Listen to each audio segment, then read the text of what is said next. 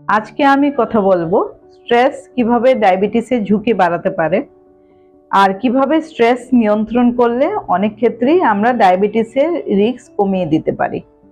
Stress এমন একটা জিনিস যা রিসেন্ট ইয়ার্সে কিন্তু খুব বেশি বেড়ে গেছে।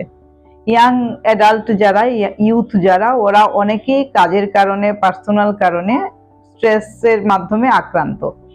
যদি স্ট্রেস বেশি হয় তাতে আমাদের শরীরে কিছু হরমোনাল চেঞ্জেস হয়। তার থেকে অ্যাড্রিনালিন হরমোন, কর্টিজল হরমোন এগুলো বেশি সিক্রেশন হয়। এই হরমোনগুলো লিভারে গিয়ে সেখান থেকে গ্লুকোজ বা শর্করা সিক্রেশনের মাত্রা বাড়িয়ে দেয়। এর কারণে আমাদের শরীরে শর্করার মাত্রা বেড়ে যায় আর তার থেকে ডায়াবেটিস হয়।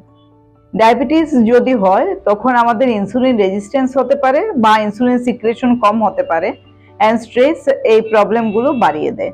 তো যখনই আমাদের স্ট্রেস হবে আমাদের জানতে হবে তার থেকে কিভাবে মুক্তি পাওয়া যায়। স্ট্রেস থেকে যদি আমরা দূরে থাকতে চাই তবে আমাদের কিছু সিম্পল স্টেপ বা সিম্পল মেজার নিতে হবে।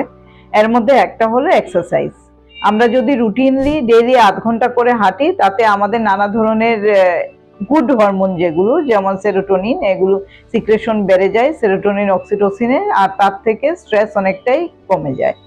তার সাথে অন্য ধরনের এক্সারসাইজ যেমন সুইমিং, সাইক্লিং, জগিং এগুলোও করা যায়। যোগা যদি করা যায় খুব ভালো, তাতেও স্ট্রেস কম হয়।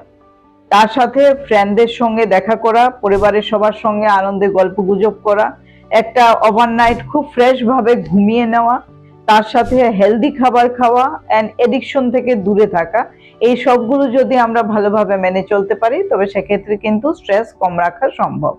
স্ট্রেস যদি আমরা কমিয়ে রাখি তার থেকে আমাদের হঠাৎ করে সুগার আপ ডাউন হবার চান্সটাও কমে যায়, ডায়াবেটিস রিলেটেড কমপ্লিকেশনও কমিয়ে রাখা যায়, আর নতুন করে ডায়াবেটিস হওয়ার ঝুঁকিও কমে যায়। তো আমি আশা করি আপনারা সবাই চেষ্টা করবেন স্ট্রেস ফ্রি থাকার জন্য। সবাই ভালো থাকুন, সুস্থ থাকুন।